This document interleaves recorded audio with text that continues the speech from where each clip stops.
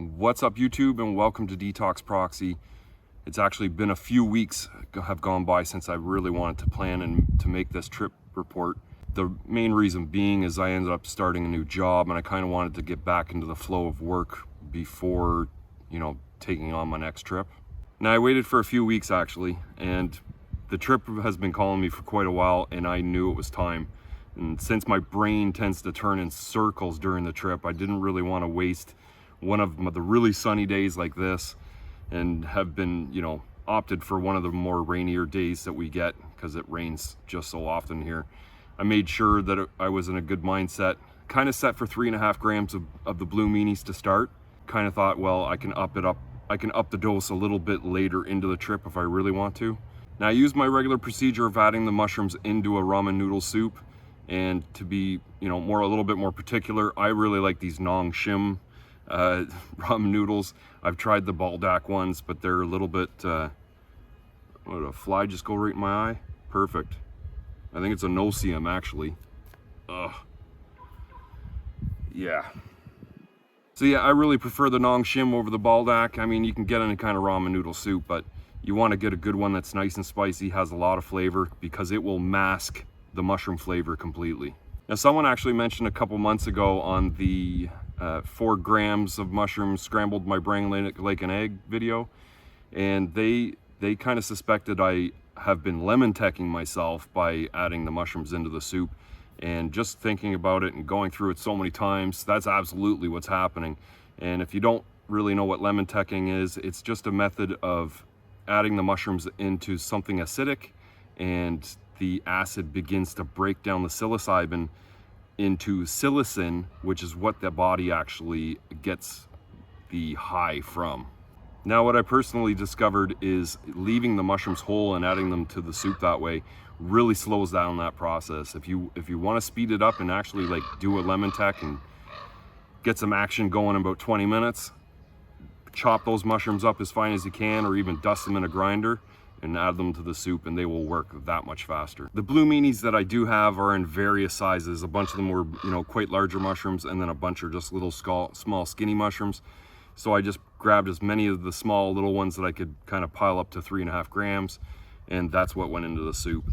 Now, this was about 3 o'clock in the afternoon, and I was actually a little bit sleepy before this all started. So as I got into the trip, that first hour, I was getting really sedated and just really drowsy. I would say about an hour in, I decided to go and lay down, and I actually set my alarm because I didn't want to fall asleep for, even 5-10 minutes, or, wake up an hour or two into the trip. So I put some earbuds in, and I usually play rain music, like a rain sound, over the earbuds when I'm sleeping, and kind of set myself up that way.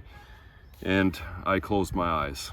Now, at first, not much is happening, but with my eyes closed, I am actually seeing a lot more than I normally would. And as the time kind of moves forward, these things that I'm imagining or visualizing in my mind start becoming a lot more vivid. My imagination starts to have a lot more finer detail, and what I would begin to call something like high definition imagination.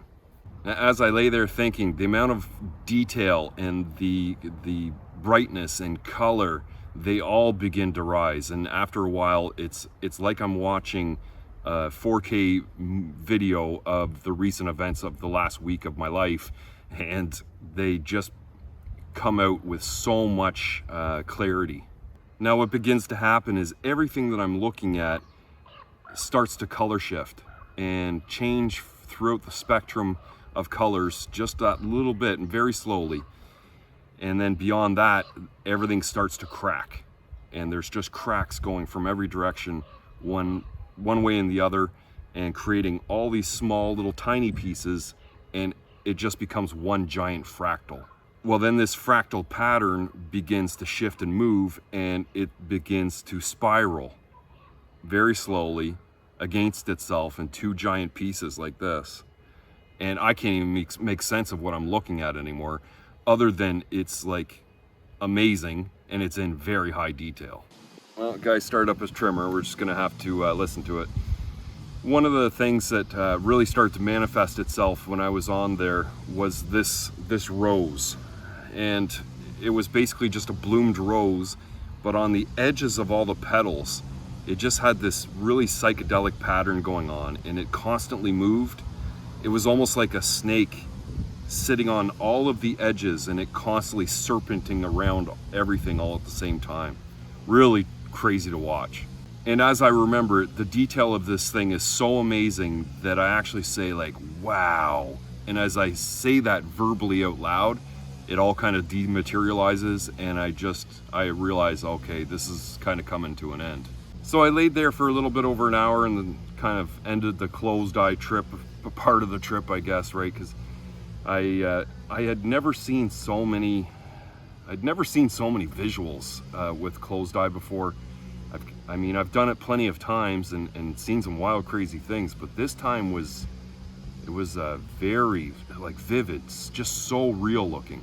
So I get up, I head over to my office and start jotting down some notes of the things that I saw, just because they were that amazing. And the trip is really headed in the right direction. I'm about 2 hours in and I'm feeling really good, really positive feeling. So I decide, well, you know, I've got these psilocybin chocolates that are over on the shelf. There's a gram's worth of them. So I decide, well, let's kind of up the dose and take them. So what I can report is these chocolates were fucking gross. Like, I wouldn't eat them again. They would actually ruin chocolate for me if I continued to eat them over time. And I don't want something like that to happen.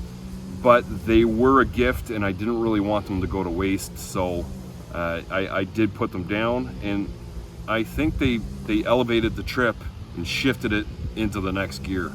At this point, I'm still seated at my computer, but I look over towards the hallway, or out the doorway to the hall, and I see this strange visual. It's like a haze out in the hallway, and I think it's the light casting from the room out into the hall that's making it happen. But as I continue to stare at it, I look at the frames of the doorways, and they all start wobbling really slowly, almost like a breathing effect. And I'm like, wow, that's kind of wild. Wasn't really expecting that. But, you know, I've been through these things before, and they become less and less alarming as the more that you experience them. But I continue to watch, and then I start to see the shadows play around a little bit. They start stretching out and maybe like standing up a little bit. I'm like, okay, that's enough of that. Let's move on to the next. I ended up getting some music playing and starting some music up. As the music begins to play, I start, you know, kind of getting a little move and a little groove going on, and I decide, well, you know, it's been a long time since I actually danced, so I kind of like created myself a little bit of space and cranked up the music and danced for like the next 2 hours. I really got caught in some kind of trance, and I was just dancing to the point I was drenched in sweat, and I ended up having to change to a second shirt. I was just sweating so much, really enjoying myself. And I mean, you know, being at the age of 45 and knowing that I can still actually do this, it's a lot of fun. You know, I know a lot of other people my age cannot enjoy life the way I am. I'm not gonna lie though, because even 2 days later, my feet are so sore that I can still barely walk. Now at the end of the dancing, that's about 4 hours into the trip, and I'm kind of reached the climax, but I'm low on energy at this point. I've drank like 3 bottles of water, and I decided to sit back down at the computer. First thing I notice is the screen, the background on the screen begins to slowly wobble on me a little bit, but you know, nothing too serious. I sit back in my chair. I end up starting to go through some messages and notifications just to get caught up. I'm still soaked, and I'm starting to get quite cold, so I say to myself, well, I'll just jump in the shower and I'll kind of end out the trip there. I'll come down out of the trip while I'm in the nice hot shower. A shower is a really great way to come back down out of it. It really excites the senses. You know, the water on the skin and the smell of the soap and stuff like that. It's really quite enjoyable. And while I was in there, all I could really think about was getting into some really nice, dry, comfy clothes, just to kind of end the night off. At the end of the shower, I ended up climbing to some nice, comfortable clothes and turned off the music, rolled up a great big fat joint. And actually during the trip, I had only managed to smoke 1 joint because I mean, the first portion of it, I was just laying down doing nothing. And then that second portion, I got into the dancing, but I was sweating so heavily that when I went to grab a paper and try and roll it, I was literally just ruining the papers. So I ended up getting some kind of joint rolled and smoked, but I mean, it didn't do very well. And I found that absolutely hilarious that I couldn't get a joint rolled. It was a really nice subtle come down. Sometimes you get to the end, towards the end of a trip, and you really don't want that fun to end, or actually worry that life is no longer going to be fun. That happens quite often. This was just a really chill trip at the beginning and the end, with some really high energy dancing in the middle of it. Now I'm getting a little bit closer to being able to start dosing a little bit higher than I have been. I'm not going to rush anything. I need to keep myself in check at all times. I'm certainly gaining a lot more confidence than what I have been in the last, 6 months or so. And some of those strange, scarier things that happened in the past I'm gaining a little bit more confidence with, taking the medicine and being able to ride it out to the end without any issues. Even some of those mind-boggling visuals, like I just want to slow down, I get a little bit more interested, and I want to investigate what's going on with that. What around here in the environment might be affecting that to cause me to see it that way or whatever. It's just something I want to have a better understanding and being able to predict some of these things a little better.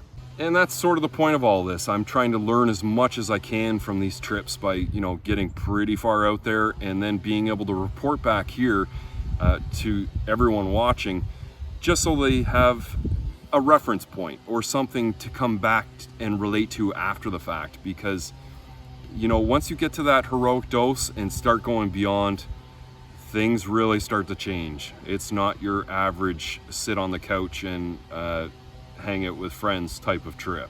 I would like to design some type of protocol that others could follow, getting beyond that 5-gram heroic dose. There is dangers to psychedelics, and gaining yourself a little bit more confidence going into it can really make the biggest change. But absolutely, the number one factor is experience. Don't go into these things with no experience. It will not work out the way you want it to. Take your time, be patient, and amazing things can happen.